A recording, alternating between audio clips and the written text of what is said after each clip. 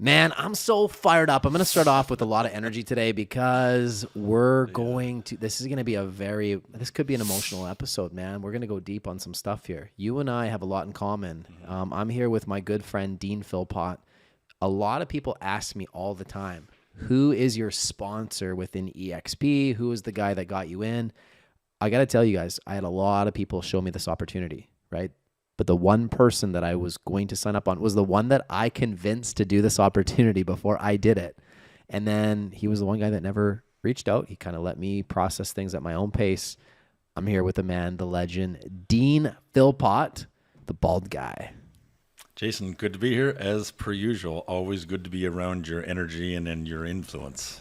Man, I got to say, dude, you have been somebody that's been a good close friend of mine since I started in the industry. I remember my days when I started at the Remax office. You were in the office next to me. Yeah. And I'm just some freaking hungry whippersnapper who's at financial rock bottom.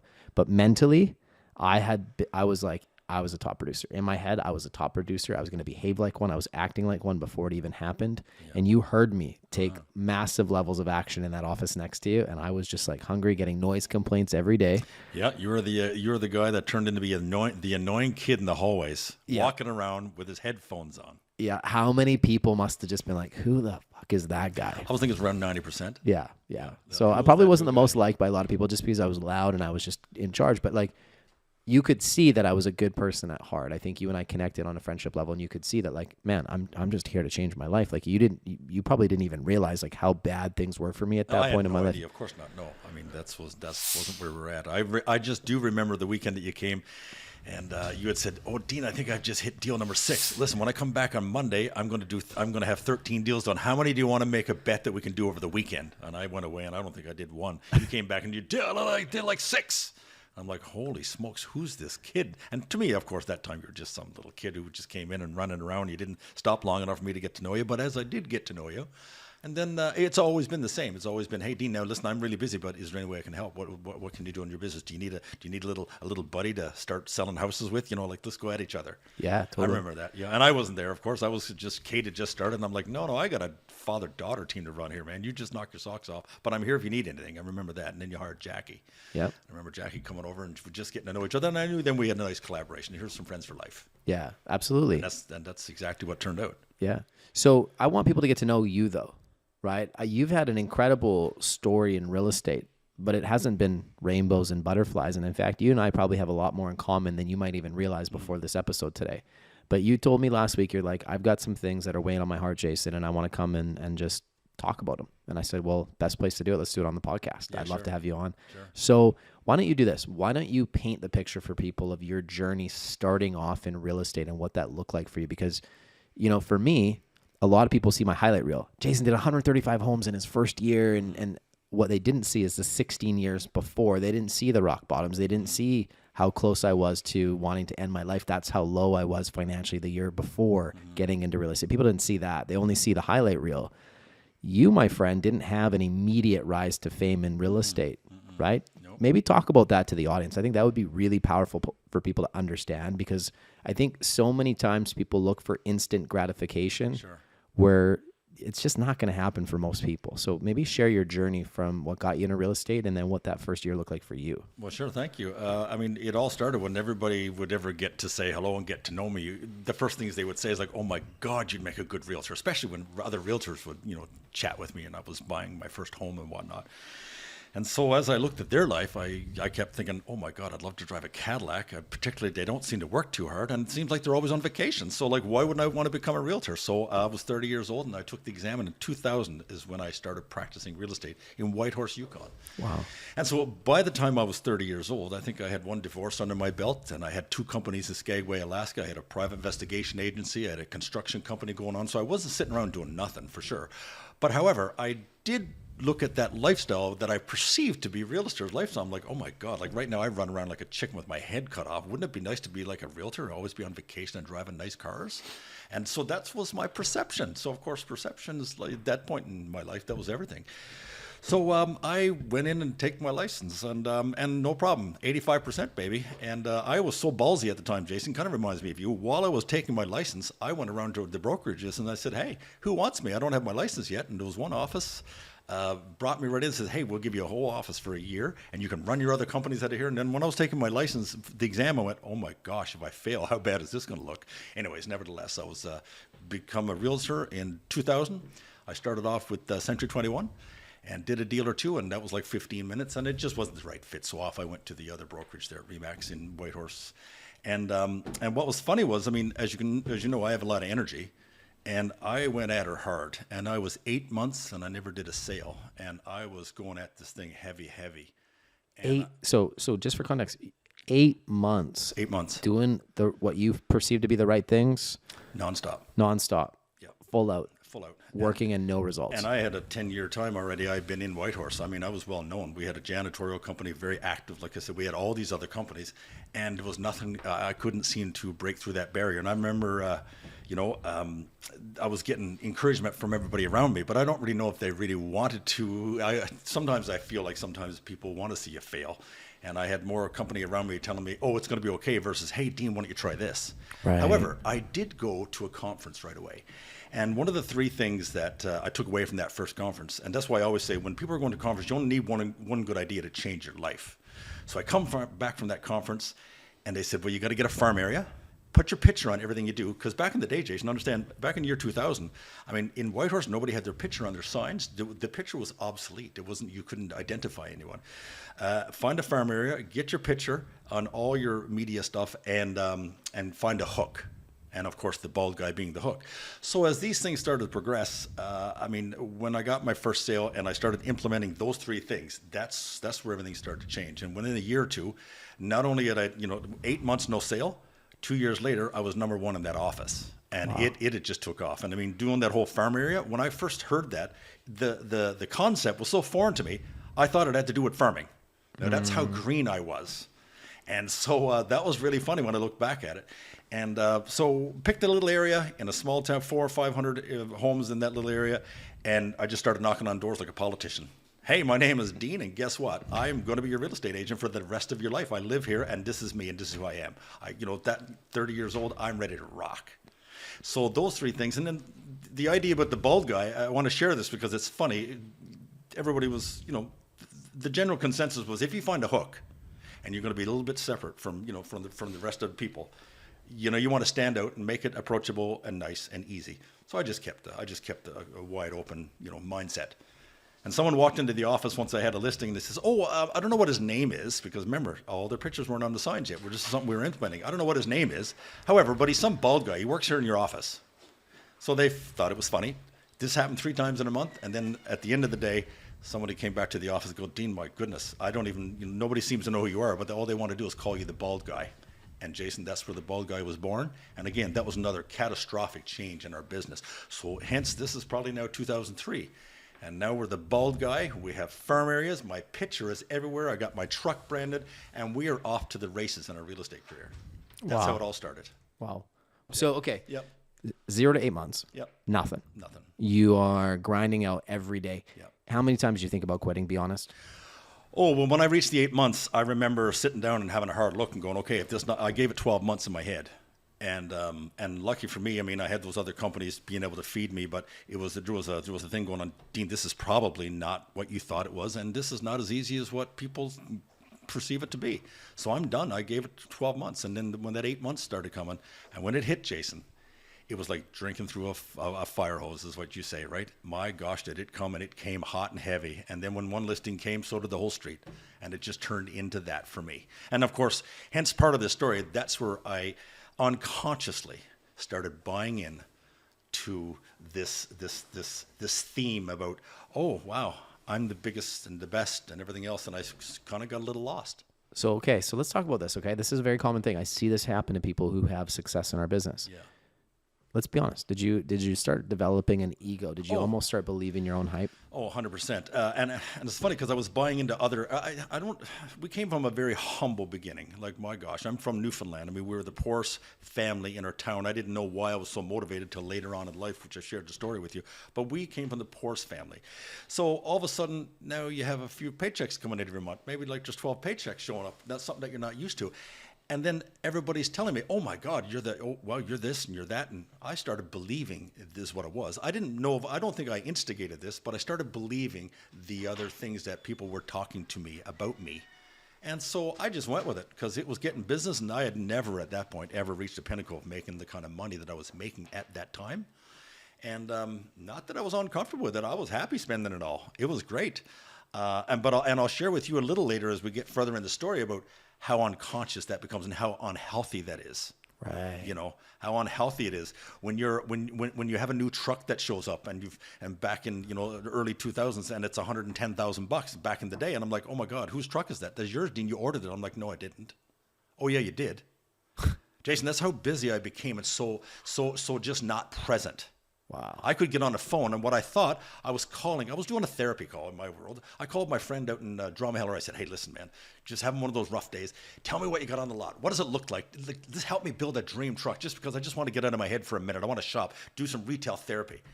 And so that's all I ever thought it was. And then around 4 months later, it showed up. And I go, Dean, your truck's here. What truck?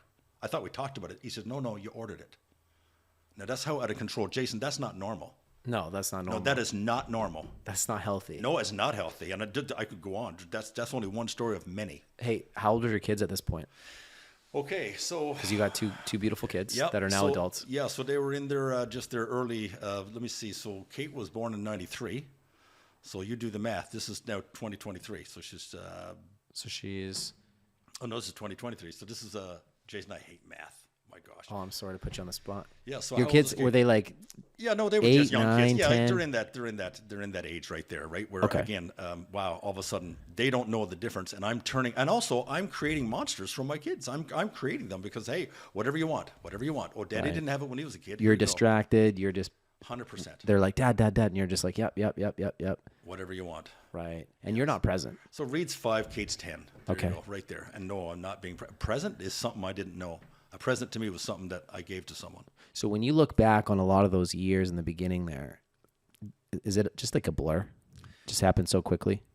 Especially, not so much Jason in the first couple of years, but in those years leading up to my catastrophic, most beautiful moment in life and death, all in one in 2009. That was, leading up to that 3 years before, so yes, from 2008, 6, 7, 8, 9, total blur. I don't remember. It's a bad dream. You're making lots of money, doing really well financially. Yeah.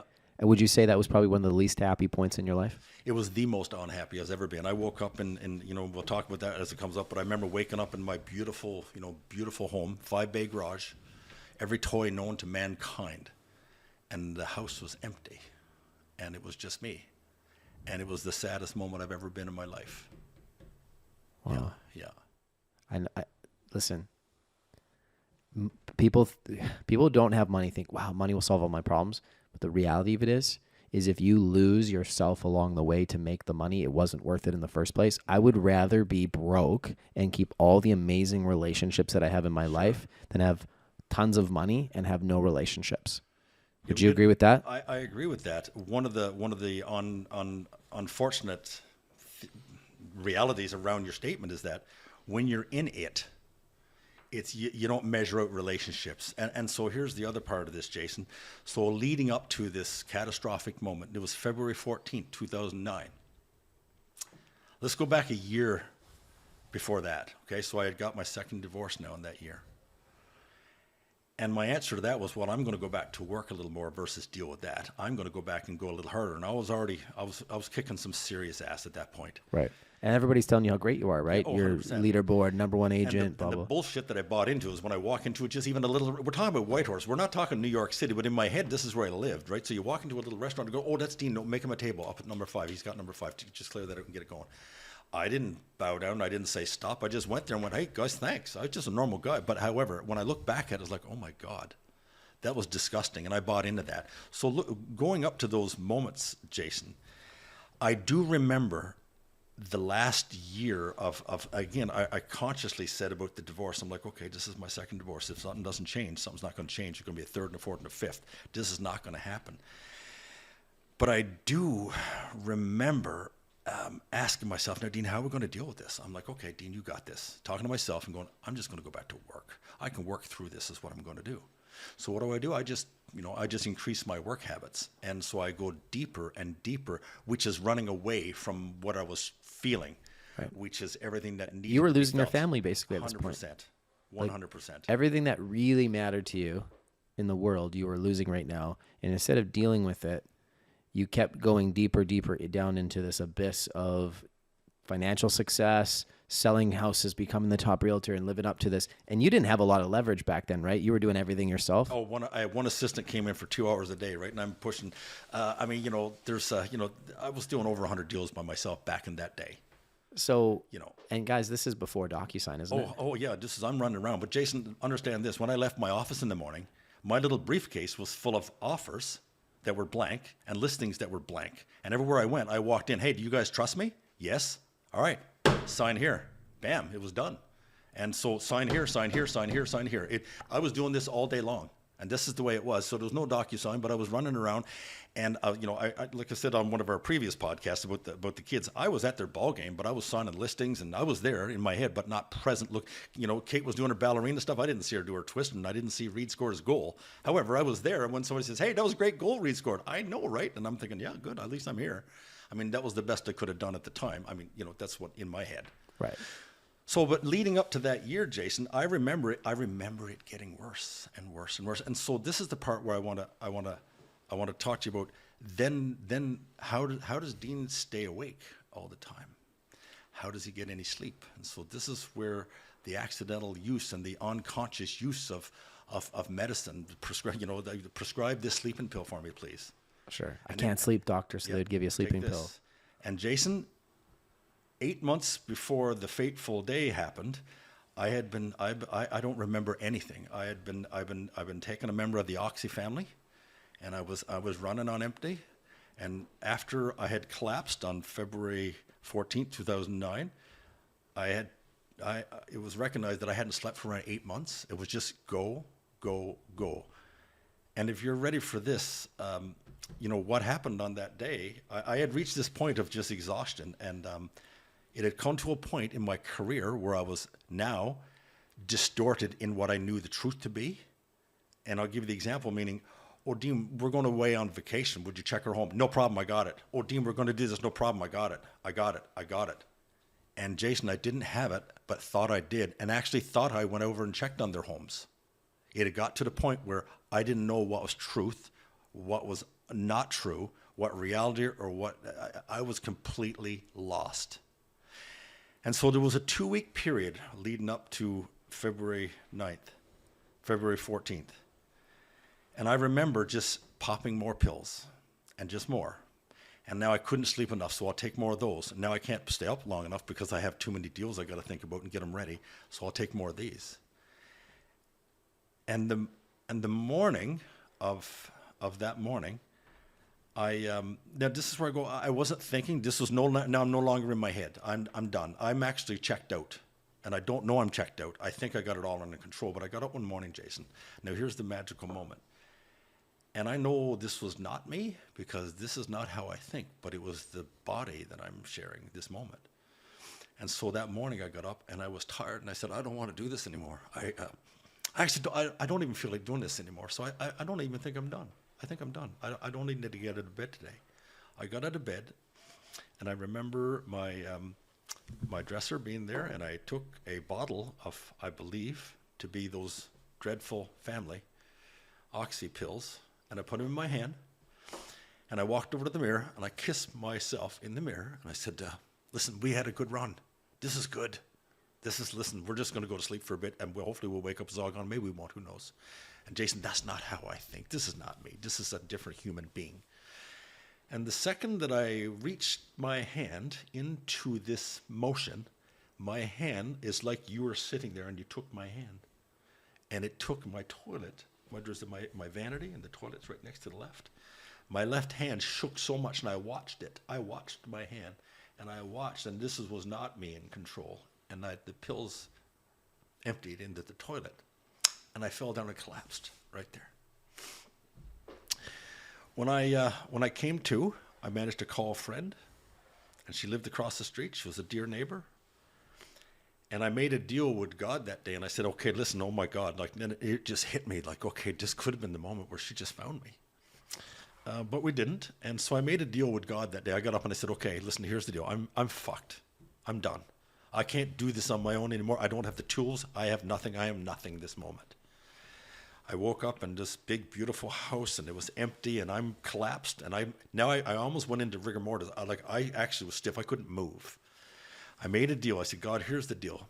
Bring me out of this thing. Let me be a dad again. Let me be real. Let me feel myself. Let me touch my skin and feel my hands. And let me be the person that I was meant to be.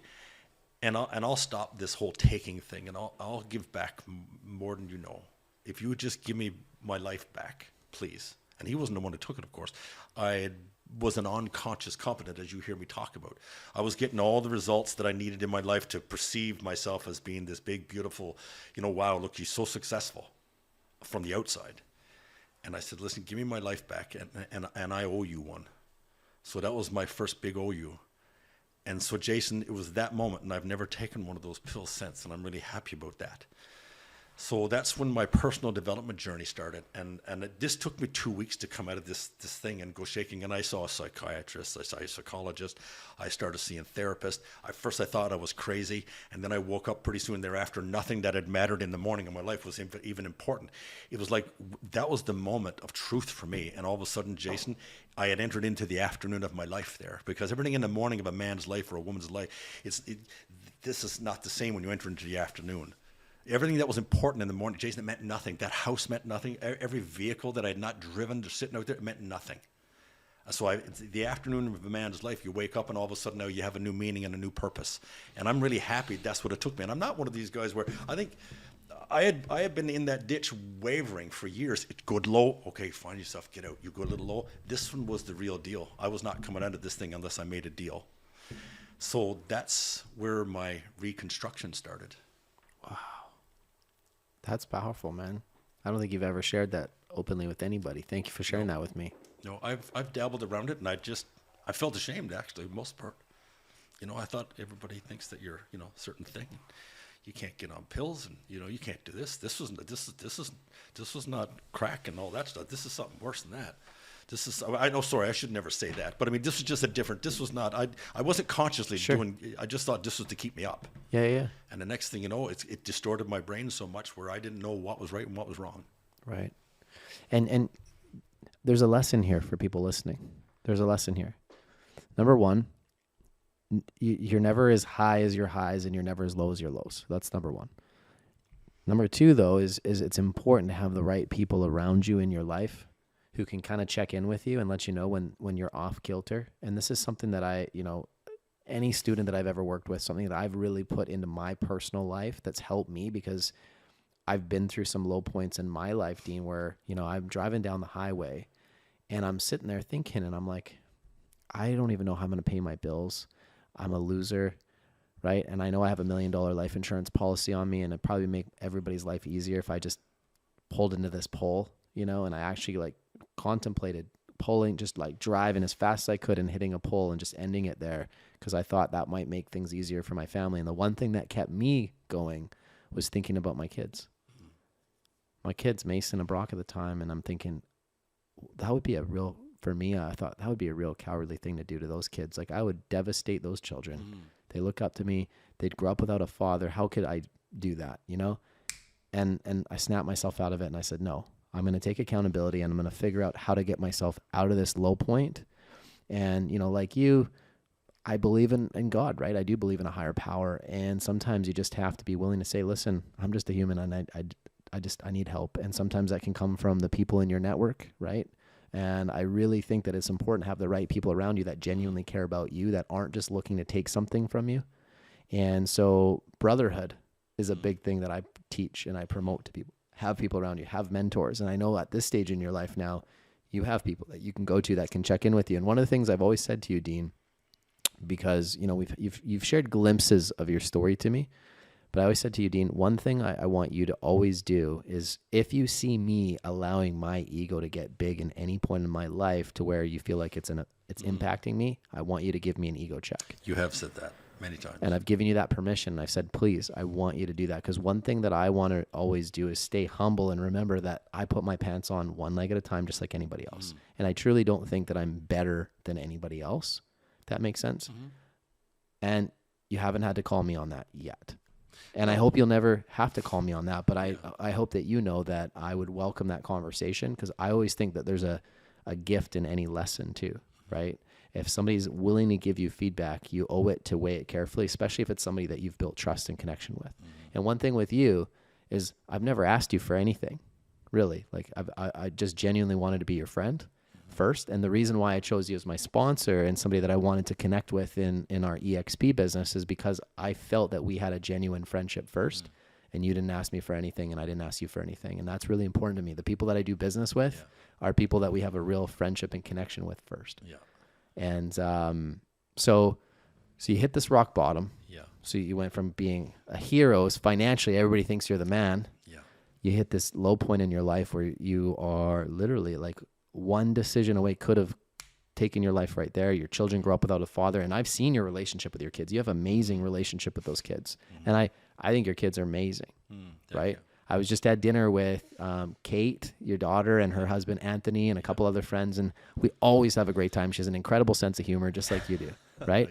And could you imagine not being there for those moments? I just, think about all the people that you've impacted. So anybody listening right now, if you get to a low point, just know that there's people around you that are here and are willing to be there for you, But man, thanks for opening that up. That's huge. And I go back to it, and I can't believe that was even me. But I remember being there, and this is the thing. It was so weird. It was like an out of body experience. I was watching me do this, and I couldn't believe this was me. And I'm really, I'm absolutely thrilled. I've often said I have a bigger purpose on this planet. But I mean, again, when I say God, I mean God, Allah, Buddha. It doesn't matter what you believe in. But so for me, I'll call it God. And I remember going, like it was very blatant to me. It's like, okay, listen to this, bud. You haven't been listening. You do your own thing. But now this is it. I'm going to call you now. Now's the time. Now I'm calling you out. It's time. Stop messing around. Get up and let's live your life to a real exemplary manner. Yeah. And so from there, of course, I didn't know what the word mentor was. I was so busy, Jason. I was just so busy, just focused on getting the next deal. I remember my dear friend who was 5 years yesterday was the marking of his passing, right? Lee, who named my boat Equanimity. Yeah. It was Lee who taught me, Dean, listen, to be present. While he was in, the equanimity, not being attached to a result of anything. And so it was then I started understanding what a mentor was. And so I resonated with the guy, Bob Proctor, who eventually, did the writing for my book. He did the, what do you call the opening? The foreword? Yeah, the foreword. Thank you, Jeff. Stuck for words here. He did the foreword for my book, and changed the trajectory of my life. And so then Wayne Dara was my spiritual, mentor. I started reading some of his books, and he started helping me understand what ego was, right? I am what I have. I am what other people think of me.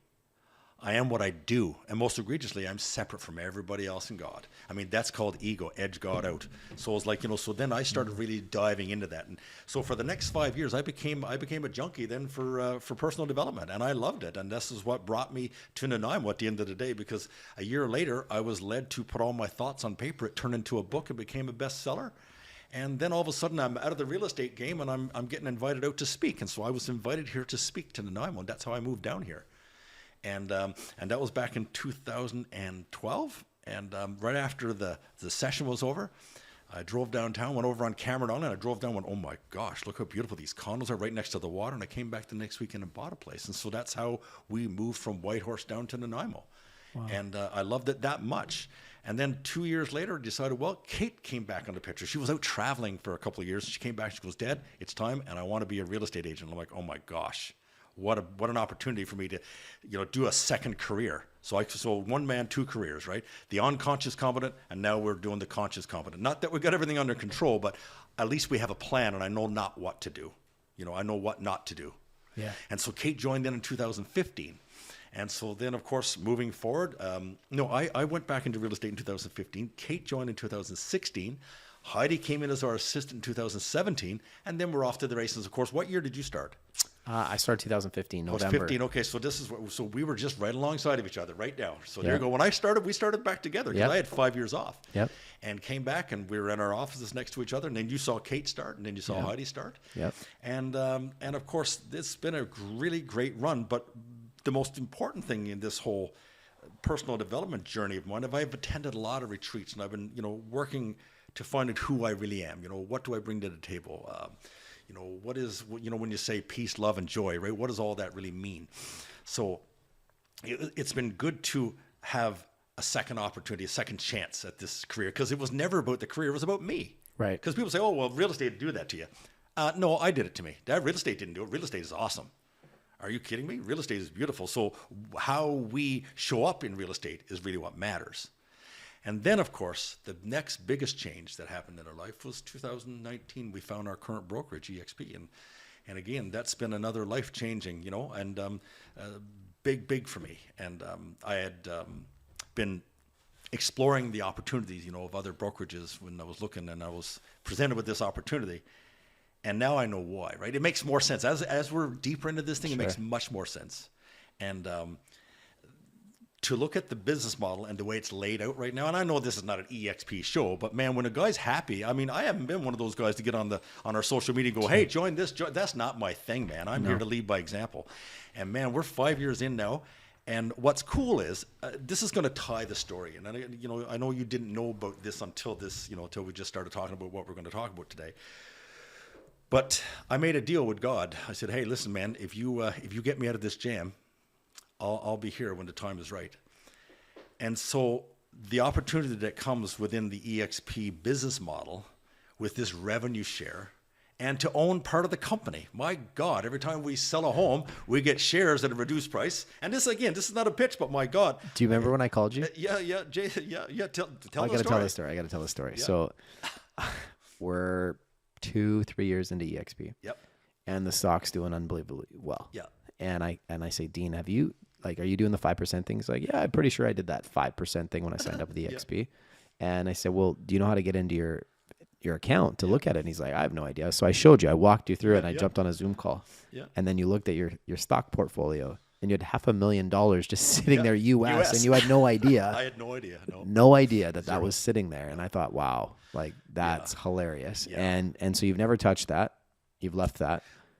Well, I'm going to share with what that money did. Sure. And so again, so yeah, that was a glorious moment because I was shaking my head, going, "Are you kidding me?" I think you got a little enthusiastic. Yeah, I think so. And of course, I wasn't really paying attention to the revenue share. And I've not been a man that's been motivated by money after all that horrible story that we talked about. But that's not what motivates me. So, knowing that I've jumped into this business model and it's time for me to give back, you know what? I woke up one morning and it was just as clear, and it was like, hey, guess what? Here's the deal. It's time. And this was God looking right back at me going, remember how soon we forget, Dean. Listen, it's a few years later. You're back on your feet. Now I've produced an opportunity in front of you. Now it's time. And so, Jason, I heavily invested in a property on Gabriola. I bought 15 acres, and I've used my stock money to buy it. I'm funding the whole project with our revenue share money, and I'm happy to say that I'm going to create a retreat, Jason, for agents, and not just agents, for anybody that has experienced trauma in this world. But it's been really cool. I didn't realize this is the way it was getting all set up, and I believe that there's people out there that are going through what I went through. They're going through it now in different modalities. There's people out there, Jason, this very moment in our real estate industry and in the whole world. And I want to create a safe place for someone to just to show up, come on in and release this stuff so they don't have to deal with it for a handful of pills and kiss themselves in the mirror, or they don't have to look at a log on the side of the road or a tree and say, hey, should I drive into that tree today? I want them to, we want to create a space, Jason, for someone to come over and just unpeel the onion layers. I went to so many retreats since this 2009, and there's so much beautiful, beautiful humans out there willing to help. And I wouldn't be who I am today unless I went to all of them. So I want to be able to take all that experience, bring it under one roof, and invite practitioners in to share their gifts to the world, and invite these high rollers, low rollers, any rollers that, I understand real estate. I understand what someone can go through. I know what it means not to have a paycheck for 8 months. I know what it means to so many of these deals to have to pretend to be a certain way just so we can live up to everybody else's expectations.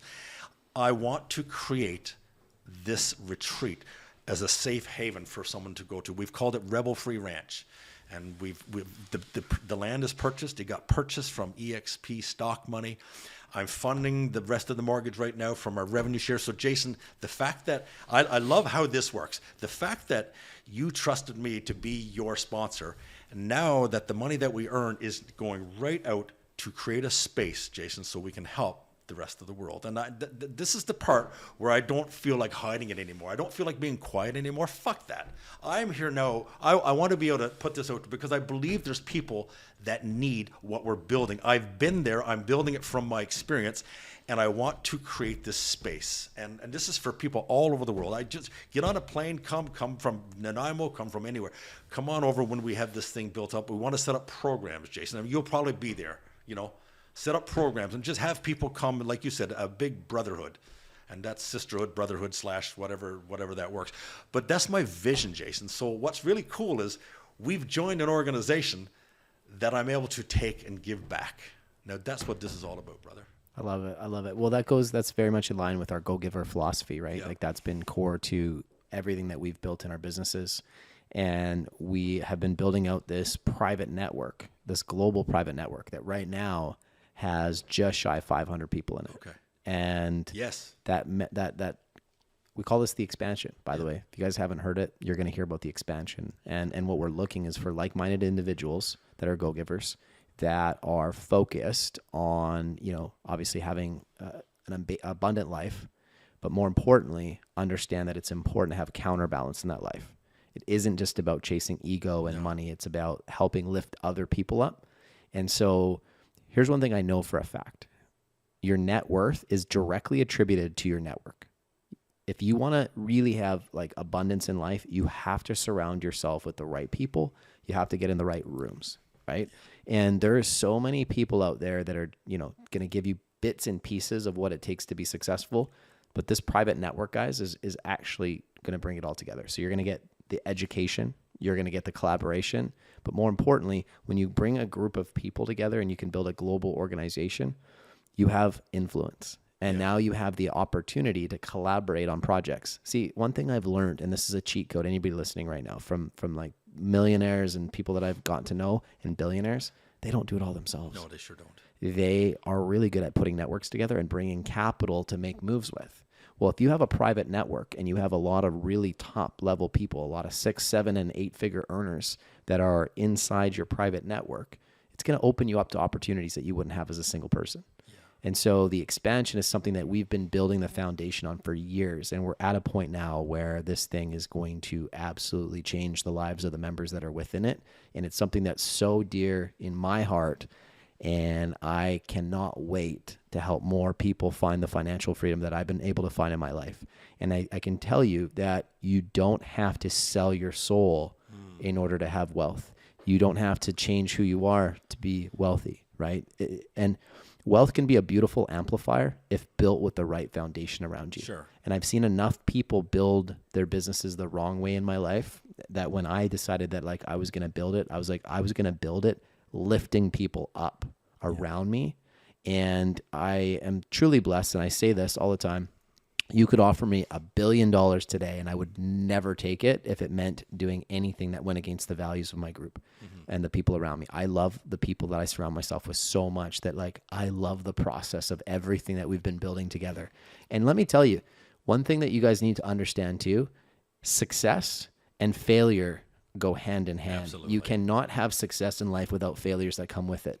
They are two things that go hand in hand. So if you're sitting there and you think that you're going to have the success you want in your life and you're not going to pay a price for it, you're wrong. You're wrong. There's not a single human on this planet who's achieved any level of success that did it without having failure. So get comfortable with failure. Embrace it. When bad things happen to you, good. Right? Things are tough right now. Good. I hit a rock bottom and a low point where I wanted to kill myself. Good. Good. Right? Like that's the mindset you have to take, because guess what? I didn't. Now I have the opportunity to decide what's next. You get to decide what's next. Everything is a decision. You can decide right now to change your life. You do not have to be the person that you were a minute ago. You can change that right now. And so I'm really big on mindset too. And I know you are. You bring a lot of amazing things to our private network and the things that you can help people work through. So guys, if you haven't had a chance to get to know Dean, come out to some of our events, get to know some of our people. Dean's an interesting guy, self-made millionaire, has built multiple 7-figure businesses. He's been a published author. He's an incredible speaker. And he was just incredibly honest and raw and real with you guys. And I hope you guys can appreciate the vulnerability. The one thing that I will say in life, and they've actually tested this, authenticity is one of the most important aspects of happiness, success, and just attracting abundance. Authenticity. And one thing that I've always loved about you, Dean, is I've always felt that you're very authentically you. Never change that. Never change that, brother. Seriously. It's contagious. And I just think you're a beautiful person, and I appreciate you opening up. You've become a dear friend to me, and wow. Thank you. That's a wrap. Thank you. I really appreciate it, and I think it's just important for. I think the big message today is, man, you brought it all up. There's people out there.